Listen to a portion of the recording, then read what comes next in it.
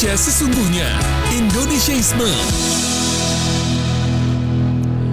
Baik, Assalamualaikum warahmatullahi wabarakatuh dan selamat pagi jelang siang sahabat budaya dimanapun Anda berada. Kembali saya Ruslan hadir membersamai Anda di obrolan khusus mengenai program obrolan ekonomi digital. Kali ini kita akan berbicara tentang salah satu kearifan lokal dan ini merupakan bagian dari budaya di Sulawesi Selatan, yaitu baju bodo. Dan tentunya nanti akan kita membahas seperti apa baju bodo dari dulu, kini hingga saat ini. Dan alhamdulillah di studio sudah hadir bersama kita narasumber, yaitu Bapak Jamaluddin Sirasaputra Daintika, yaitu beliau yang adalah Ketua Divisi Sejarah dan Budaya Sanggar Sirajuddin Goa atau Ketua Kampung Budaya Taeng Serdaya Desa Budaya Taeng. Dan kita langsung saja sapa dulu beliau. Assalamualaikum warahmatullahi wabarakatuh Pak Jamal. Iya, saya lebih enaknya panggilan akrabnya siapa nih? Agak-agak mendekat ya, Pak. Dentika. Oh, Dentika, ya, tapi Dentika. Agak mendekat di mic supaya suara kita terdengar. Dan acara ini disiarkan juga melalui fanpage-nya Perompat dan juga kanal YouTube Perompat RRI Makassar. Baik, Dentika, tentu kita juga memperkenalkan beliau ini sebagai tokoh budayawan Goa. Tentu ini menarik sekali karena kita pembahasan terkait dengan baju bodo ya Dentika ya. Yeah. Mungkin sedikit ada pengantar dulu dari Dentika ini mengenai baju bodo yang merupakan warisan budaya Bugis Makassar. Silakan Dentika. Iya. Jadi Assalamualaikum warahmatullahi wabarakatuh. Waalaikumsalam. Jadi baju bodo, berbicara baju bodo, memang ini salah satu item budaya, ciri khas khususnya Makassar, di mana baju ini sudah ada diperkirakan itu di abad 9. Wih, luar biasa tuanya ya. Di abad 9 sudah mulai dipakai dan sudah mulai dipergunakan oleh masyarakat. Iya. Di lingkup kerajaan pada saat itu. Dan itu tercatat juga dalam salah satu buku dari yang membahas tentang Columbus. Treasure, 100 Treasure apa begitu judulnya, itu membahas suatu tempat di mana sutra dan pakaian itu tercatat dalam tulisan itu melebihi keindahan dari sudah ada yang melebihi keindahan dari gaun-gaun yang ada di Eropa pada saat itu. Memang baju bodo juga masuk dalam situ. Masuk dalam salah satu kekayaan yang dimiliki oleh Indonesia bahkan dunia. Di mana kita patut sebenarnya bangga sebenarnya memiliki barang tersebut. Tapi itu dia, tambah kemari kayaknya semakin hilang ya. Karena itu kan ada filosofi tersendirinya ya Dentika ya. Oke. Ini kan bahasan yang kita bahas di pagi hari ini ada 3 dimensi kalau dilihat dari judulnya ya. Dulu, kini dan nanti. Kalau Dentika sendiri seperti apa melihat ini bentuk, bahan dan fungsi baju bodo yang asli pada masa kerajaan? Kita bahas dulu yang dulu ini di kerajaan. Jadi dulu itu bahan yang digunakan itu belum ditemukan apa bahan sebenarnya, tapi dirangkum dan diputuskan bahwasanya itu sama dengan muslin koko ya, baju koko ya. Bukan muslin dia kayak kasa. Kalau orang dulu itu biasanya bilang kain kasa. Kain kasa ya. Tipis berarti ya? Tipis. Iya, seperti itu. Dan memang hampir penggunaannya itu setiap waktu dan setiap tempat ada masa penggunaannya itu ada. Maksudnya seperti baju hitam itu, yang baju bodo warna hitam itu dipergunakan oleh bahasa kekiniannya itu kepala rumah tangga. Maksudnya yang mengurusi rumah tangga seorang karaeng pada saat itu ya warna hitam. Warna hitam ya. Seperti itu. Dia mau ke pasar, mau memasak di dapur, dia pakai baju badoh hitam. Jadi dilihat dari kostumnya sudah bisa ditebak, ya, ketahuan dengan identitas. Beliau itu seperti itu. Iya. Kemudian baju bodoh juga sering disebut sebagai salah satu busana tertua. Tadi disebutkan juga Detika bahwa ini sudah ada sejak abad ke-9 ya? Abad ke-9. Itu gimana Bapak melihat pergeseran fungsi baju bodoh saat sekarang ini? Dari sehari-hari kemudian menjadi pakaian adat yang sakral gitu. Kalau dari pergeserannya sekarang saya agak miris. Karena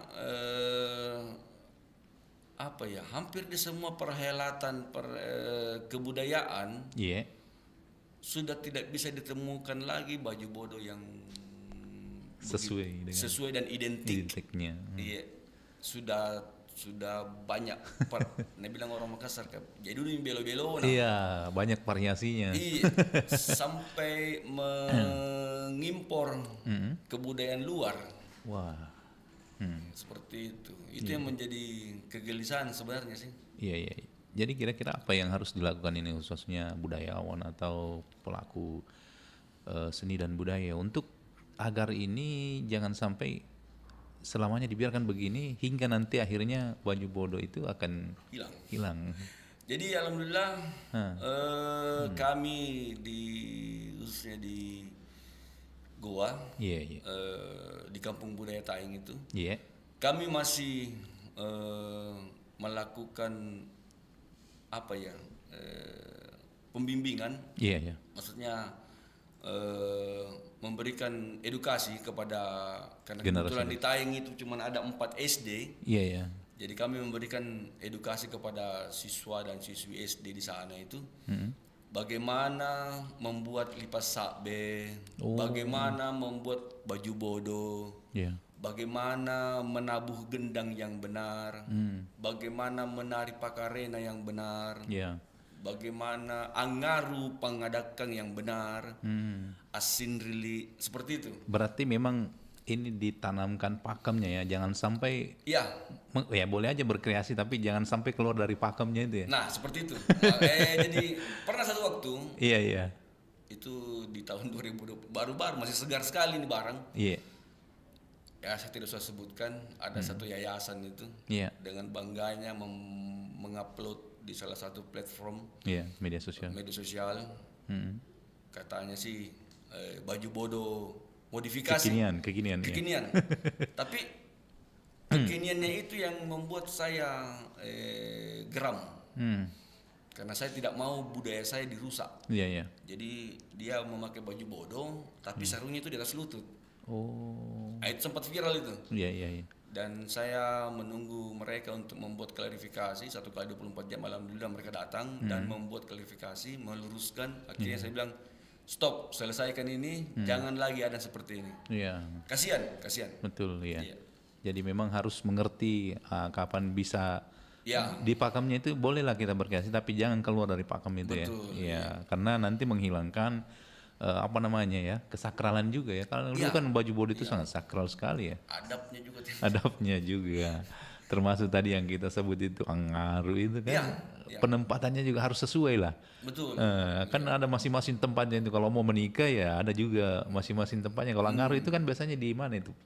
Kalau angaru yang pernah kami dapati dan kami melakukan penelusuran di beberapa daerah di Kabupaten Goa dan Makassar itu. Angaru itu terbagi ada 3. Ada 3 memang ya. Angaru Tubarani, Angaru Bate, dengan Angaru Somba.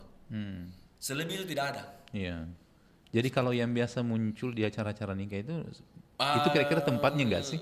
Kan biasa itu juga kalau menjemput pengantin itu biasanya pakai. Kalau kembali lagi ke pakem, aru itu ya janji atau sumpah, ikrar. Kalau ngikrar ke pengantin kan bukan tempatnya. Kalau ke kayak semacam gubernur, bupati, pejabat orang yang dihormati gitu, mungkin bisa, karena salah satu bentuk pelestarian selama itu tidak meninggalkan pakem. Pakemnya kayaknya pengadakan bagaimana posisi keris atau badi seperti itu. Kita kembali ke Siap. baju bodo ya. Itu tadi sedikit sepintas bahwa memang itu contoh penempatan pakem ya. Artinya masing-masing itu adat dan tradisi kita itu ada tempatnya. Ada tempat. Nah, Dentika, ini kan baju bodo juga banyak mengalami modifikasi. Ya, Termasuk tadi yang kita sempat sebutkan itu ada memodifikasi. Sebenarnya batas-batas inovasi itu supaya tidak menghilangkan keaslian baju bodo itu apa, Dentika? Supaya ini teman pendengar kita nih tahu ya, jangan sampai ada dari misalnya dari apa namanya yang punya usaha butik atau apalah ya, mengkreasikan itu memang bisa, tapi jangan harus mengetahui aturan-aturannya, pakem-pakemnya ini. Karena ya silakan. Ya, jadi apa nih? Anunya itu apa? Dipahami dulu, dipahami dulu tuh baju bodo seperti apa, bagaimana pakemnya. Terus penempatannya itu seperti apa? Kayak maksudnya ketika mengenakan baju bodo itu apa-apa yang dipajang di apa-apa yang dikenakan pada saat memakai baju bodo. Itu sekarang orang sudah tidak tahu juga itu. Terus memang ketika perempuan-perempuan Makassar memakai baju bodo memang itu auranya kelihatan. Nah, ketika dibubuhi dengan belo-belo yang banyak dan melebihi akhirnya menjadi takliwah pasti akan kelihatan jelek jatuhnya. Terus identitasnya ini bukan lari ke baju bodonya tapi ke perhiasannya. Ke aksesoris. Terus ya itu tadi ketika perempuan Makassar mengenakan baju bodo sana kanan di sini, kanan mentong di sini. Ya mohon maaf, walaupun dia jelek orangnya, tapi ketika memakai baju bodo merasa kanan di sini. Jadi dan ada pengadakan, ada adat, ada adab yang dibawa ketika perempuan-perempuan Makassar itu mengenakan baju bodo. Tutui. Dalam giuk-giuk, dalam melakukan gerakan sebesar apapun, sekecil apapun. Pasti kayak nak Makassar tutui, maksudnya hati-hati lemah lembut begitu Jadi beda ketika baju bodo disimpelkan. Disimpelkan itu maksudnya baju terus pakai tokengnya tinggal tarik naik begini, sudah bukan lagi lipat yang dikingking. Seperti itu. Terus rakanya juga bukan raka bagaimana banyak, mungkin kita juga tidak tahu apa yang bilang raka. Banyak tidak tahu betul. Item-item yang ada ketika perempuan Makassar mengenakan baju bodo, ada beberapa item banyak yang tidak tahu itu. Iya. Kalau dari sisi warna, Dentika, kan ini juga kan anak-anak sekarang hanya asal pakai baju bodo, kan dulu itu harus sesuai dengan statusnya ini. Itu gimana ini, Dentika? Warna itu ada beberapa item, maksudnya ada beberapa poin yang biasa dikenakan oleh masyarakat dan perempuan Makassar pada saat zaman dulu itu. Itu kalau jingga itu dia umur 10 tahun. Jingga dan merah itu 10 sampai 14 tahun. Remaja itu kadang juga pakai pink. Putih itu ya kayak sandro. Seperti itu. Kadang juga ama pasusu yang menyusui. Terus hijau itu lebih ke bangsawan keturunan. Ungu itu janda. Kemungkinan janda juga ada yang pakai. Hitam itu ya itu tadi, hitam dan putih itu kalau bukan biasanya kalau putih itu ama pasusu, hitam itu yang mengepalai masalah rumah tangga di rumah karaeng itu. Seperti itu. Wah, ternyata selama ini mungkin kita hanya sekedar mau menggunakan ya, tidak mengetahui warnanya. Ternyata ada filosofi. Jadi warna itu menentukan juga, menyesuaikan dengan status orang yang memakainya. Nah, kemudian Dentika sebagai ketua sanggar di Sirajudin dan Kampung Budaya Taeng, itu upaya yang dilakukan itu di tingkat komunitas sendiri untuk mempertahankan teknik atau menenun tadi pembuatan baju bodo agar hasilnya asli dan tidak punah itu gimana? Iya, jadi beberapa waktu yang lalu kami di Sanggar Sirajudin dan Kampung Budaya Taing itu melakukan salah satu kegiatan di mana kami memamerkan beberapa baju bodo yang umurnya kisaran kurang lebih 100 tahun. Itu sudah robek-robek, itu masih ada kami miliki, dan itu dihibahkan ke kami dari salah satu turunan dari Kamukigang yang ada di Taeng. Itu diberikan ke kami melakukan kegiatan di mana kegiatan itu kami mengundang anak sekolah, khususnya SD, SMP yang lokalan Goa. Kami undang untuk melihat bagaimana baju bodo yang tua, yang dulu seperti ini barangnya. Terus ada juga baju bodo yang tahun 80 sampai tahun 90-an masih ada kami punya juga. Jadi ada perbedaan di situ. Dan baju bodo yang kekinian. Jadi kita buat pajang semua itu sebagai bahan pembanding buat anak-anak. Seperti itu. Dan responnya anak-anak itu gimana? Alhamdulillah positif semua dan ramai kembali rumah dari pengrajin sutra dan pengrajin baju bodo tersebut. Jadi mereka mengikuti pelatihan pembuatan, terus pelatihan bagaimana, kan ada juga baju bodo yang dari sutra itu. Bagaimana atoko. Atoko itu sebenarnya baju toko itu maksudnya baju yang dikeras. Toko itu pengerasan. Sebenarnya. Toko bahasa Makassar itu toko ya mengeraskan baju itu. Seperti itu ya. Baik, Detika sebentar kita akan lanjut. Kita dengarkan dulu pesan berikut ini.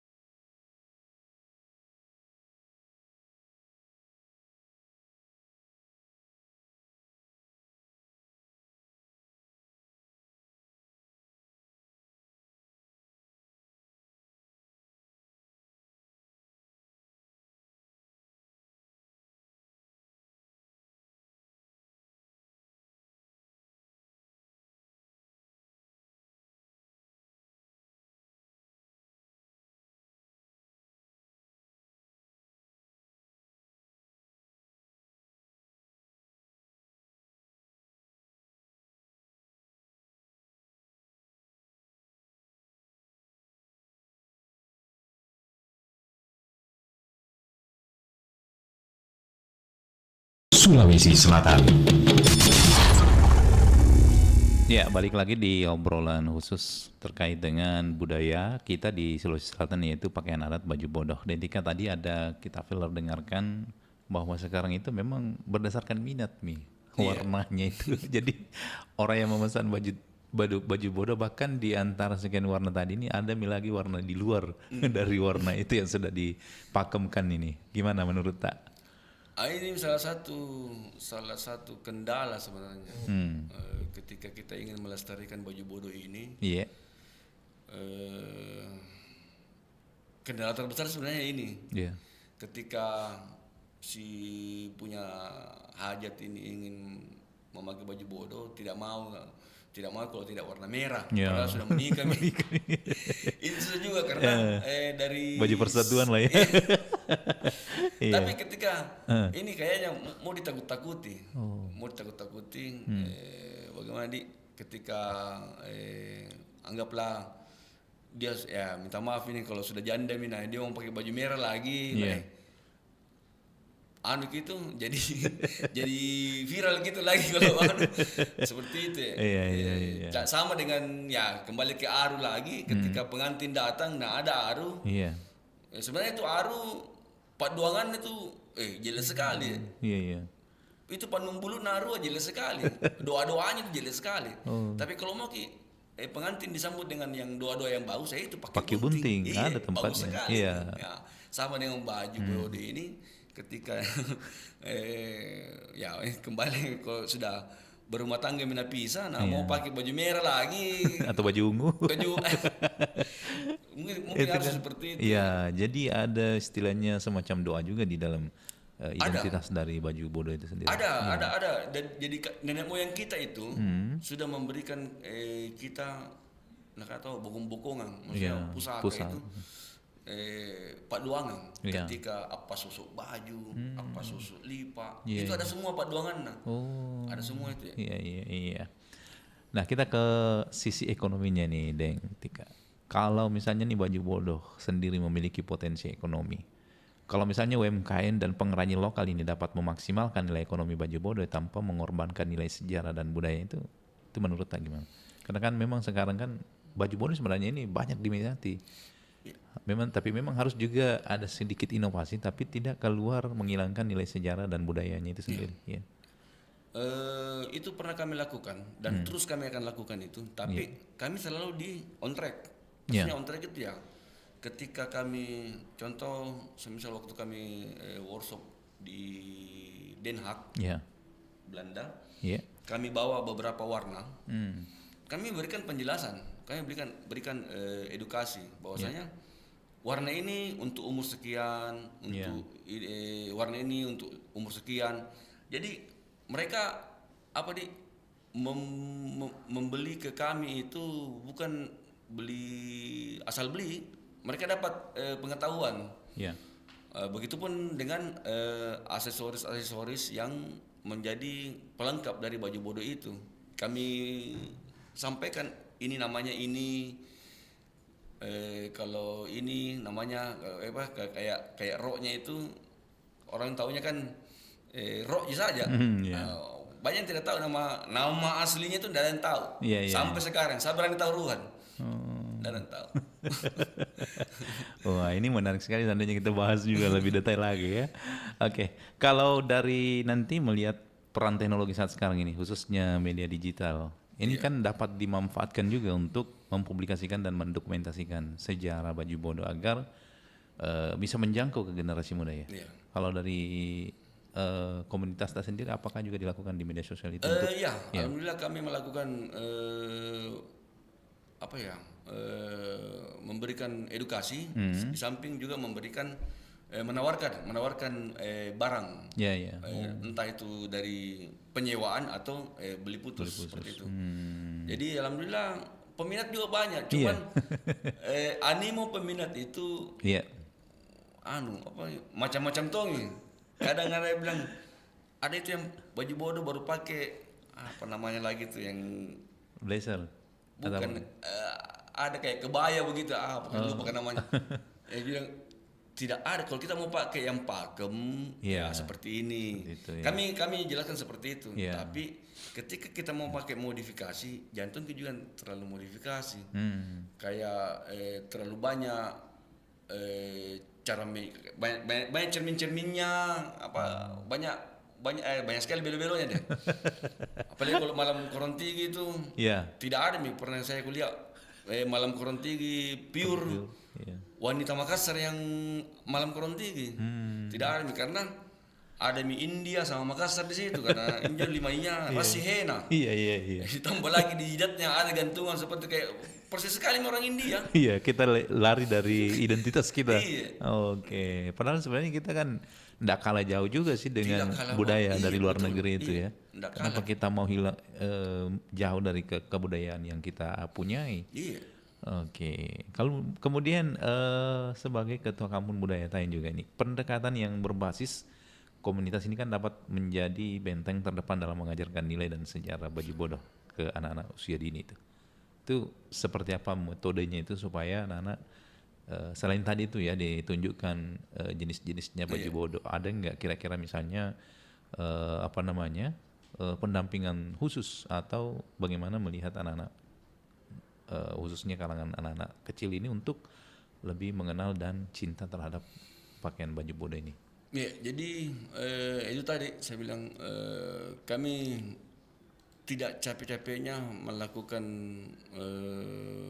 pembimbingan kepada anak-anak sekolah agar mereka tetap tahu dan mengerti tentang bagaimana berbaju bodoh yang benar, berbaju bodoh yang sesuai dengan pakaian Turiolo, tapi tidak ketinggalan zaman, seperti itu ya. Seperti penambahan belo-belo itu tetap kami berikan pengetahuan, seperti memakai pontok karote dong, apa semua itu, token turun. Itu ada beberapa memang yang sekarang sudah tidak dipakai lagi, tapi kami tetap memberikan edukasi kepada anak bahwasanya sebenarnya ini yang dipakai. Ini yang dipakai. Contoh pernah juga ada yang bertanya anak-anak itu, anak SMP kalau tidak salah itu, dia bilang ini rim dipakai bagaimana bang? Tidak ada rim anak kalau yang di baju bodoh. Nah, apa di padeng om? Minta maaf lah, jangan kau kasih tahu orang tuamu. Karena takutnya nanti kau bilang saya lebih ke pornografi, tapi memang itu namanya. Apa itu? Laso-laso, tabe. Minta maaf kan. Namanya memang laso-laso, itu di belakang yang segitiga itu. Laso-laso namanya. Seperti itu. Jadi kaget kan bilang, ini untuk pengetahuan Jina. Maksudnya terserah kamu mau panggil dia rim atau sabu, tapi yang nama sebenarnya kok di Makassar namanya ini. Kalau Bugis kan biasanya Pak Bekeng ya, tapi itu lebih ke perempuan. Oh, ke perempuan. Ke laki-laki kalau Pak Bekeng. Pak Bekeng kalau laki-laki. Kalau kita di laki-laki sih Tali Bandang atau ke Pak Baba. Iya, Pak Baba. Wah, itu baru saya dengar tahu. Itu dapat dari Dentika. Banyaknya narasumber yang biasa bahas tentang baju bodoh, baru saya dapat itu tadi nama Pak Bekeng. Ada banyak sebenarnya. Ada 1, 2, 3, 4. Ya kayak di kepala itu namanya simbol Patindra. Bando itu namanya Raka atau Jangka. Bunga itu dibilang Sibolo. Ini dia seharusnya kita juga ada semacam edukasi tentang itu ya. Ya, kami berikan semua ini ke anak-anak waktu memberikan apa dibilang orang penyuluhan apakah? Iya, istilahnya sosialisasi. Iya. Oke, kemudian tantangan terbesar ini menjaga baju bodoh tetap relevan di mata generasi muda yang mungkin sudah terpapar dengan tren fashion global, dan apa solusi yang ditawarkan oleh Bapak selaku pelestari? Saya berharap sih ketika teman-teman dari penggiat budaya dan seni pertunjukan itu, karena memang di seni pertunjukan itulah wajah terdepan kebudayaan yang ada di Sulawesi Selatan sebenarnya. Nah, saya berharap teman-teman dari penggiat-penggiat budaya itu, seni pertunjukan itu bisa memberikan tampilan atau pertunjukan yang betul-betul pakem. Maksudnya pakem, semisal baju bodoh Makassar itu seperti ini loh. Baju labu seperti ini. Nah, terus baju tutu, jas tutu itu seperti ini, bukan jas tutup. Bukan itu. Biasa orang kan salah lah bilang jas tutup mana? Bukan jas tutup, jas tutu. Tidak pakai P. Itu enggak pakai P. Itu tutu maksudnya berwibawa sih. Berwibawa.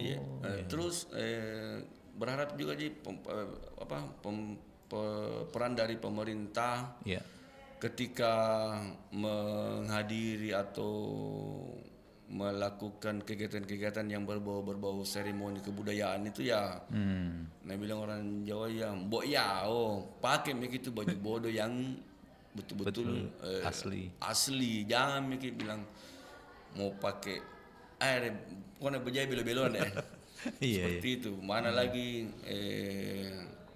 ditambah dengan makeup apa segala macam itu yang ya memang sih sekarang sudah zamannya bukan zaman dahulu, cuman kan kondisikan juga maksudnya.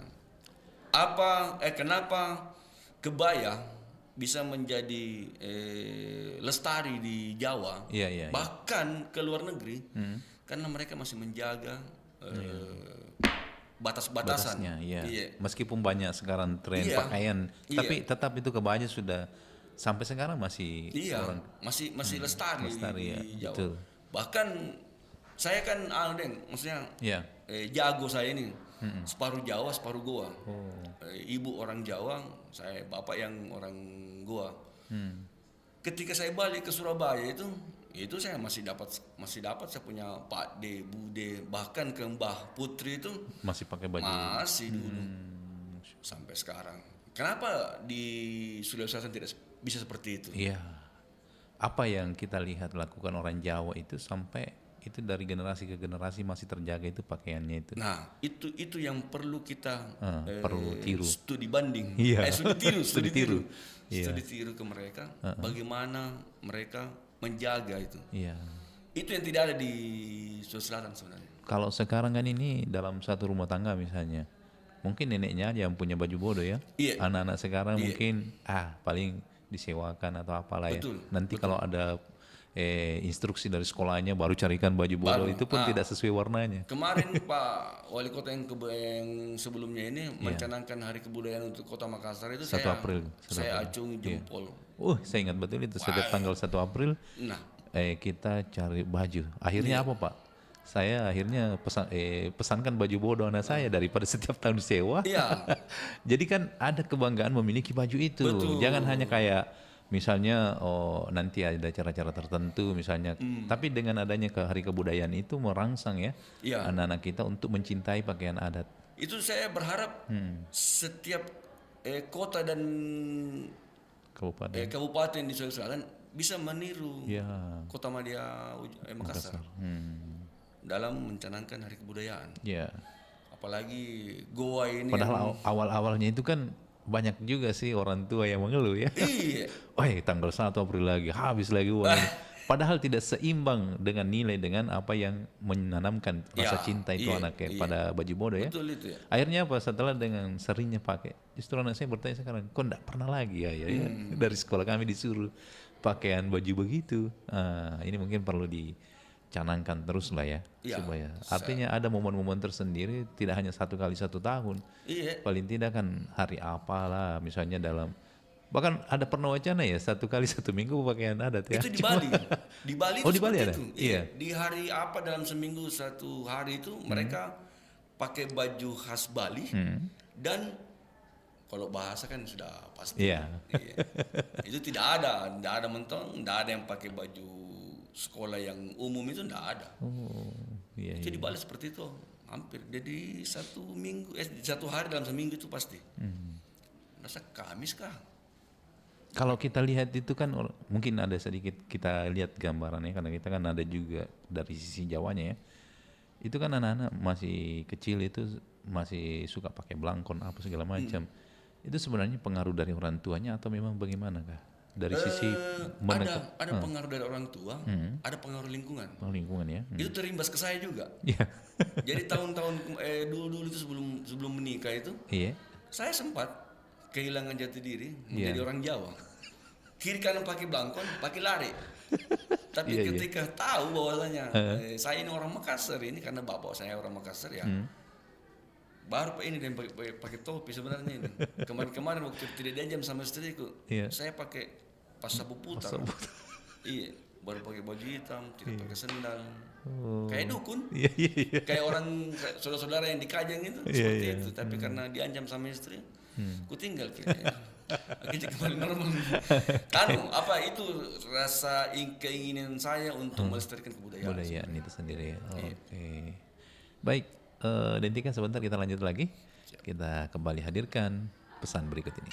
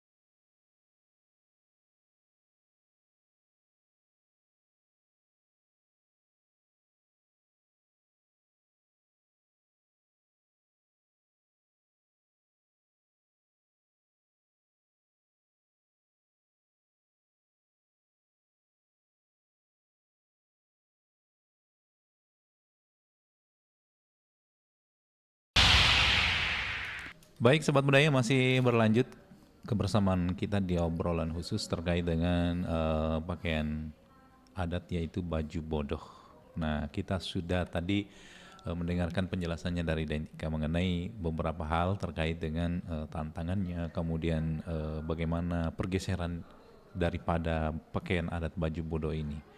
Nah, Dentika, kalau langkah konkret yang harus diambil, ini kan pemerintah juga paling sebenarnya yang butuh sekali perhatian khusus untuk memberikan melestarikan baju bodoh ini sendiri.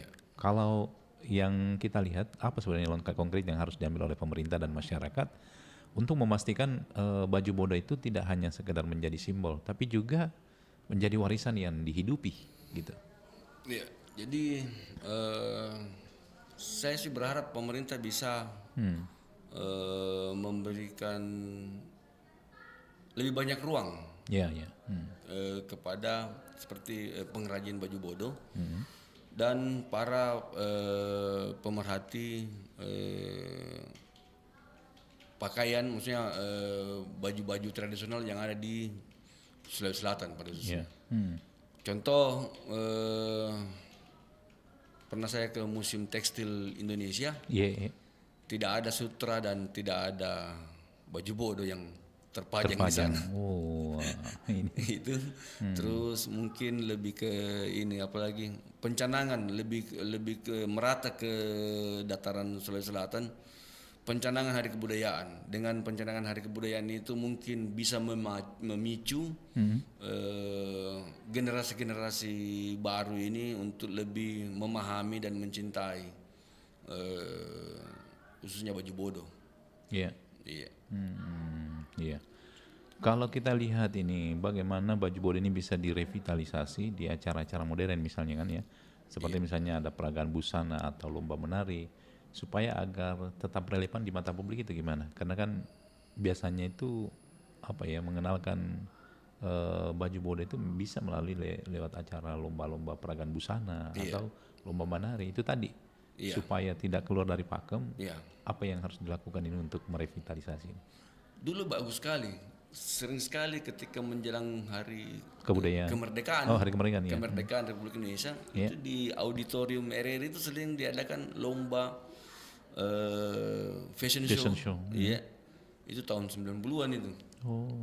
Itu saya sering acap kali tiap tahun, setiap ada kegiatan itu saya pasti akan hadir bersama dengan almarhum Bapak, karena kebetulan kami selalu mewakili Kabupaten Goa untuk bertanding di ajang itu, di item pertunjuk lomba tari. Itu keluar semua apalagi baju bodoh yang itu kalah dengan baju bodoh yang sekarang. Kalau saya, di situ dilihat keindahannya dan kecantikannya perempuan Makassar ketika memakai baju bodoh. Apalagi kalau sudah pegang mie oja, aduh. Seperti itu. Oke. Kalau baru-baru ini kan ada satu semacam film yang mengangkat tentang badik. Tapi selama ini saya belum pernah lihat ada misalnya yang berinisiasi untuk memproduksi film terkait dengan baju bodoh. Ini kan sebenarnya kalau buat dalam bentuk film atau digital ya, istilahnya bisa dinikmati secara visual. Itu sebenarnya bagaimana menurut Dentika sendiri terkait dengan ini, mendokumentasikan makna budaya dan sejarah baju bodoh ini dalam bentuk misalnya film. Sebenarnya sih apalagi teman-teman dari sutradara mungkin belum dapat. Karena yang selama ini untuk bagian item kebudayaan yang mau diangkat ke dunia film itu ya paling tentang filsafat Sirina Pace, terus senjatanya, pusakanya, uang panai apa segala macam. Silari yang itu kan yang begituan yang. Kemarin kan kami ada proyek dari Dinas Kebudayaan Kota Makassar. Alhamdulillah kami ditunjuk untuk sebagai pemeran utama dari dulu Demangale itu. Dan alhamdulillah film tersebut mengangkat kebudayaan Makassar sebenarnya. Salah satu sosok anak dari Sultan Hasanuddin. Nah, saya tanyakan kepada sutradara, kenapa tidak mau mengangkat seperti kayak Balira, Sakbe. Ya. Sakbe kan pasti identik dengan baju bodoh. Iya. Seperti itu. Dia bilang, Deng, kalau tidak tepat ki anunya, apalagi kalau tidak pas ki artisnya, nilai jualnya tuh jatuh. Oh, begitu. Iya, seperti itu. Jadi memang masih ada keraguan lah ya. Masih ada keraguan. Artinya jangan sampai kita memproduksi sebuah karya namun tidak diminati di Betul. Oh gitu ya. Padahal sebenarnya ini kan apa namanya ya, sesuatu hal yang memang tidak bisa dinilai dengan itu tadi. Ya. Materi ya, karena ini kan bayangkan orang dulu telah menemukan yang namanya baju bodoh ini sampai mendesainnya. Itu kan suatu karya yang sangat mahal ya. Mahal sekali. Iya. Mahal sekali. Jadi kebutuhan pasar sih sebenarnya. Iya. Kayak itu tadi ya, kayak si larian. Kan itu sangat aneh sekali dengan masyarakat. Oke. Iya. Kemudian ini terkait dengan perkembangan baju bodoh. Setelah mungkin Dentika menganalisis ini para pembikin atau pengrajin ya, ini memberikan sebuah perubahan yang sangat drastis ya. Itu kira-kira menurut Dentika sendiri itu apakah memperkuat atau justru mengikis identitas budaya sendiri? Dari yang anunya nih, yang modifikasi. Iya, modifikasi. Kalau saya sih lebih mengikis, lebih mengikis karena pakem-pakem yang dulu itu mulai ditinggalkan. Seperti itu ya. Termasuk apa ya? Ada salah satu itemnya itu yang kalau kita dipakai oleh perempuan Makassar itu kayak token turung itu sudah banyak yang tidak pakai sekarang itu. Iya. Token turung sudah banyak yang tidak pakai. Iya. Terus dulu kan ketika baju bodoh perempuan Makassar itu memakai lipas sakbe. Itu umumnya pakai lipas sakbe. Yeah. Sekarang itu sudah pakai tope mi. Tope yeah. yang kayak pro itu. Ya. Nah, ditambah lagi pakai ekor panjang sekali sampai 1 kilometer itu ekornya. Itu kan sudah merubah sebenarnya. Merubah sekali itu. Yeah. Ketika ekornya panjang, otomatis ini kan sekarang baju bodoh ketika dikenakan pasti acara kawinan. Ketika ekornya si pemakai baju bodoh itu panjang ke belakang, merubah lagi kebudayaan di pengantin. Dulu itu kalau pengantin ke orang, perempuan yang di depan. Kalau jalan di bawah lalung itu, perempuan di depan, laki-laki yang di belakang. Laki-laki tugasnya mengangkat. Nah, king itu topena itu pengantin istrinya di depan. Ini sekarang tidak, jalan bersamaan. Karena apa? Kebutuhan pasar lagi. Seperti itu. Jadi merusak. Betul ya. Iya. Oke. Nah, mungkin sebagai penutup Dentika, apa pesan utama untuk para pendengar ini agar mereka itu bangga dan mau mengenakan baju bodoh pada berbagai kesempatan, bukan hanya acara kawinan atau ada acara-acara seremoni mungkin ya, ini harus bangga dengan menggunakan baju bodoh. Iya. Jadi saya selalu mengatakan kepada teman atau beberapa orang yang datang untuk sharing-sharing dengan saya, entah itu di rumah atau di tempat-tempat ngopi atau apa, saya selalu mengatakan jangan malu-malu dengan budaya tak. Ini budaya yang diwariskan oleh nenek moyang kita, ini salah satu pusaka yang sangat-sangat besar nilainya. Kenapa orang luar berani rogoh kocek dalam-dalam untuk mengundang beberapa teman-teman untuk bermain di negaranya? Karena semata-mata cuma ingin melihat budaya tak. Nah, budayanya mereka kan ada juga sebenarnya. Tapi kan mungkin mereka tidak suka dia melihat budaya tak. Budaya tak mahal sekali budaya tak. Terus jangan juga budaya tak itu sekarang bukan hanya sebagai pelengkap sebuah seremoni. Jangan ki. Jadi tuan rumah di negeri sendiri. Jangan ki budayanya orang kasih masuk di dalam negeri tak. Ada budaya sendiri. Jadi